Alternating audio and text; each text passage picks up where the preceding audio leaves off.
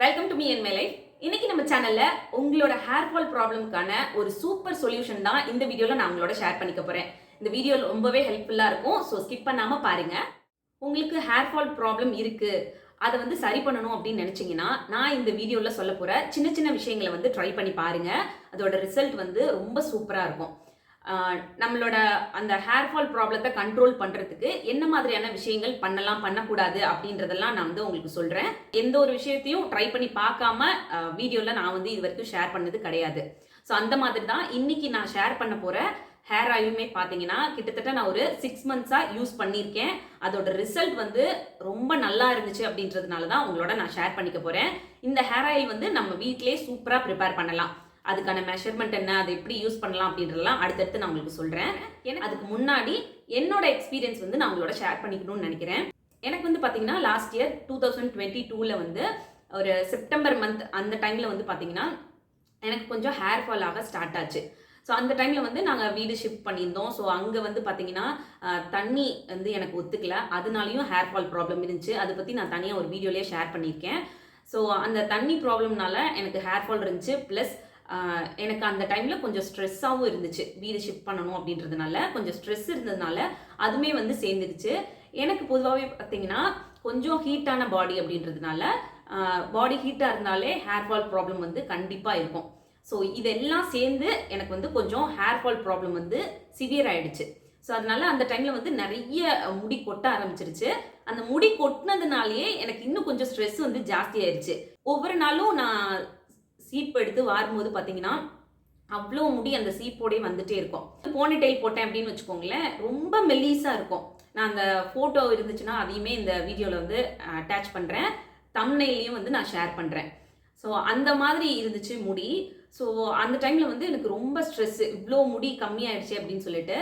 இது வந்து எனக்கு கிட்டத்தட்ட நான் ஸ்கூல் படிக்கிறப்போ எக்ஸ்பீரியன்ஸ் பண்ணது. ஒரு 8th 9th படிக்கிற டைமில் இந்த மாதிரி பயங்கர ஹேர் ஃபால் இருந்து பயங்கரமாக முடி கொட்டிடுச்சு.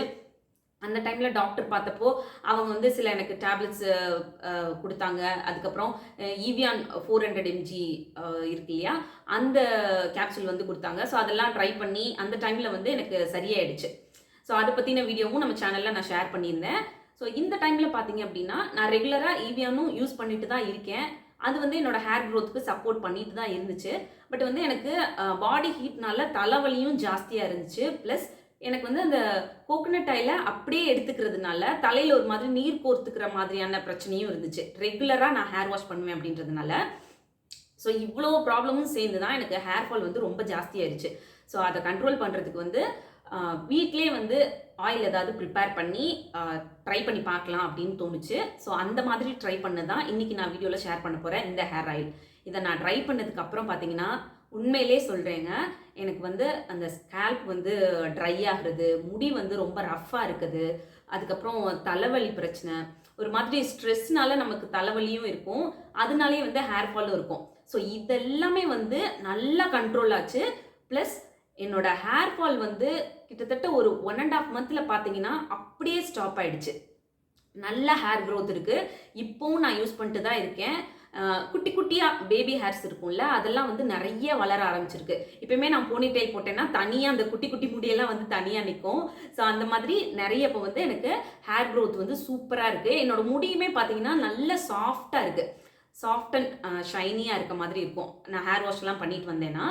ஸோ எப்பவுமே வந்து நம்ம நிறைய கெமிக்கல் ரிலேட்டடான விஷயங்களை வந்து நம்ம முடியில் கொடுக்கறதுக்கு பதிலாக இந்த மாதிரி நம்மளே வீட்டில் ப்ரிப்பேர் பண்ணக்கூடிய ஒரு ஹெல்த்தியான ஹேர் ஆயிலெலாம் வந்து நம்ம ட்ரை பண்ணி பார்க்குறோம் அப்படின்னா அதோட ரிசல்ட் வந்து அமேசிங்காக இருக்கும் அப்படின்றத அப்போ தான் நான் புரிஞ்சுக்கிட்டேன். இந்த ஹேர் ஆயில் எப்படி ப்ரிப்பேர் பண்ணுறதுன்னு பார்க்குறதுக்கு முன்னாடி ஒரு சில முக்கியமான விஷயங்கள் நான் உங்களோட ஷேர் பண்ணணும்னு நினைக்கிறேன்.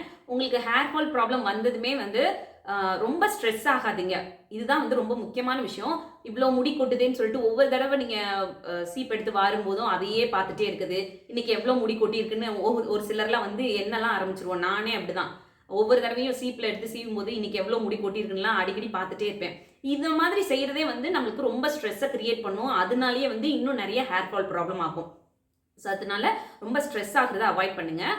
அடுத்ததாக வந்து உங்களுக்கு ஹேர் ஃபால் ப்ராப்ளம் வந்ததுமே ஃப்ரெண்ட்ஸு ஃபேமிலியில் இல்லை இந்த மாதிரி யூடியூப்பில் பார்க்கக்கூடிய விஷயங்கள் அப்படின்னு சொல்லி நிறைய விஷயத்த வந்து உங்கள் முடியில் கொண்டு போய் ட்ரை பண்ணாதீங்க. நீங்கள் ப்ராடக்ட்ஸாக ட்ரை பண்ணுவீங்க இல்லையா, அந்த மாதிரி விஷயங்களை சொல்கிறேன். அதாவது டிஃப்ரெண்ட்டான ஷாம்பு ட்ரை பண்ணுறது, சீரம் ட்ரை பண்ணுறது, ஹேர் பேக் வந்து ஏதாவது ரெடிமேடாக நம்மளுக்கு கிடச்சிதுன்னா அதை வாங்கி ட்ரை பண்ணி பார்ப்போம். நிறைய காஸ்ட்லியான ஹேர் ஆயிலெலாம் வாங்கி ட்ரை பண்ணுறது அப்படின்னு சொல்லிட்டு நிறைய ட்ரை பண்ணுவோம். இந்த மாதிரி நம்ம ட்ரை பண்ணுறதே வந்து நம்மளோட ஹேர் ஃபாலை இன்னும் ஜாஸ்தி பண்ணுறதுக்கு வாய்ப்புகள் இருக்குது. ஏன்னா அதில் இருக்கக்கூடிய ஒரு சில கெமிக்கல் வந்து நம்மளோட ஹேருக்கு ஒத்துக்காமல் அந்த ஹேர் ஆல்ரெடி கொட்டிக்கிட்டு இருக்கும்போது இந்த மாதிரி விஷயங்கள்ல ட்ரை பண்ணும்போது அது இன்னும் கொஞ்சம் அதை அக்ரிவேட் பண்ணி இன்னும் நிறைய ஹேர் ஃபால் ஆகிறதுக்கும் சான்சஸ் இருக்கு.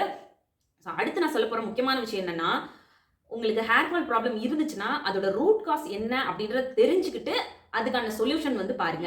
ஹேர் ஃபால் ப்ராப்ளம்க்கு எக்ஸ்டர்னல் ஃபேக்டர் தான் காரணம். அதாவது உங்களோட ஸ்கேல்ப் வந்து நீங்கள் க்ளீனாக வைக்காததுனால, இல்லை டேண்ட்ரஃப் வெளியில் இருக்குது அதனால வந்து இந்த பிரச்சனை வந்திருக்கு, இல்லை உங்களோட ஹேரை வந்து நீங்கள் சரியாக மெயின்டைன் பண்ணாததுனால அப்படியான்னு சொல்லி இந்த மாதிரி விஷயங்களை கொஞ்சம் கவனிங்க. ஃபுட் இன்டேக் பண்ணுறது வந்து சரியா இல்லையா, உங்களோட டயட் வந்து சரியா இல்லையா அப்படின்றத கொஞ்சம் கவனிங்க. இதெல்லாம் தவிர்த்து முக்கியமான விஷயம் என்னன்னா, ஏதாவது சின்ன சின்ன ஹெல்த் இஷ்யூஸ் இருக்கா, அதனால உங்களுக்கு ஹேர் ஃபால் ப்ராப்ளம் வந்து ரீசன்ட் டைம்ல நீங்க ஃபேஸ் பண்றீங்களா அப்படின்றத கொஞ்சம் கவனிச்சு பார்த்து அதை வந்து சரி பண்ணீங்கனாலே உங்களோட ஹேர் ஃபால் ப்ராப்ளம் வந்து 80% சரியாயிடும்.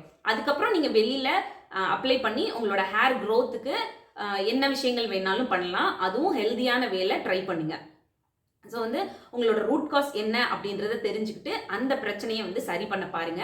அதை பண்ணாமல் வெளியில் மட்டுமே நீங்கள் வந்து உங்களோட ஹேர் க்ரோத்துக்கு நிறைய ப்ராடக்ட்ஸை ட்ரை பண்ணிக்கிட்டே இருக்காதீங்க. நான் சொல்ல போகிற இந்த ஹேர் ஆயில் பார்த்தீங்க அப்படின்னா உங்களோட ஹேர் க்ரோத்துக்கு ரொம்ப சூப்பராக சப்போர்ட் பண்ணும். நீங்கள் இந்த ஹேர் ஆயிலை ஒரு நாள் விட்டு ஒரு நாள் யூஸ் பண்ணுறீங்க, இல்லை ரெகுலராக யூஸ் பண்ணுறீங்க அப்படின்னா கிட்டத்தட்ட ஒரு 1 வீக்லேயே வந்து உங்களோட டேண்ட்ரஃப் கண்ட்ரோல் ஆகிறத உங்களால் விசிபிளாகவே பார்க்க முடியும். அண்ட் உங்களுக்கு வந்து பாடி ஹீட்னால தலைவலி அடிக்கடி இருந்துச்சு அப்படின்னா அதுவுமே வந்து நல்லா ரெடியூஸ் ஆகிருக்கும்.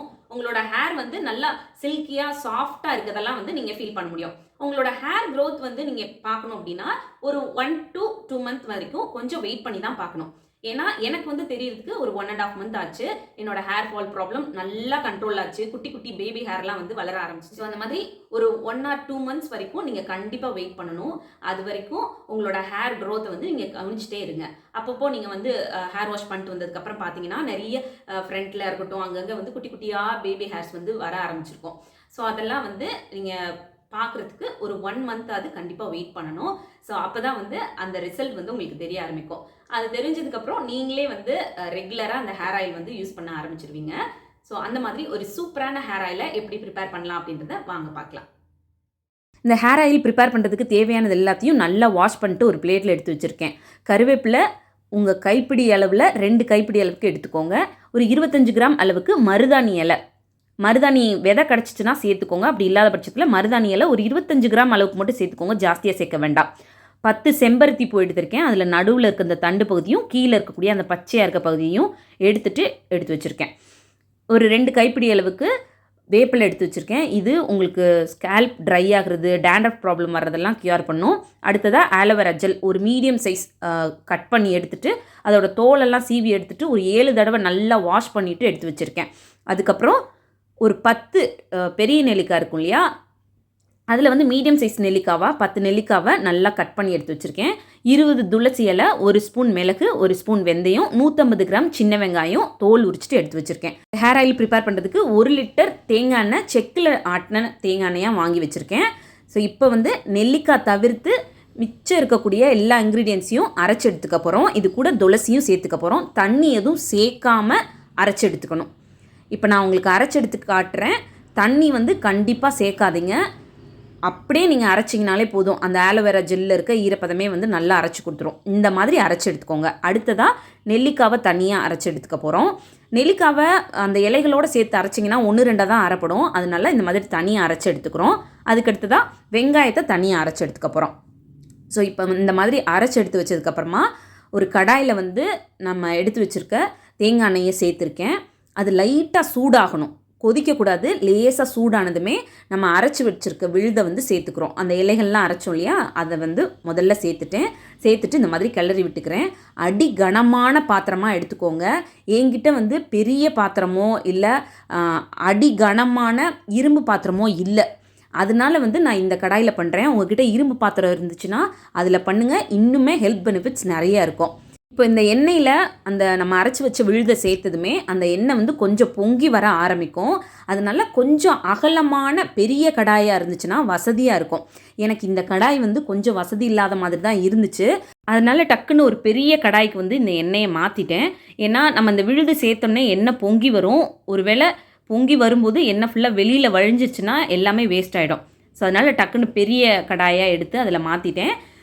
இப்போது ஒரு 2 நிமிஷம் கழித்து நம்ம அரைச்சி எடுத்து வச்சுருக்க நெல்லிக்காய் விழுதை சேர்த்துடலாம். சேர்த்துட்டு உடனே நல்லா கிளறி விட்டுறணும். யாராவது ஹெல்ப்புக்கு இருந்தாங்கன்னா அவங்கள நீங்கள் இந்த எண்ணெயில் போட சொல்லிவிட்டு நீங்கள் கரண்டி வச்சுட்டு அப்படியே கிளறி விட்டுறலாம்.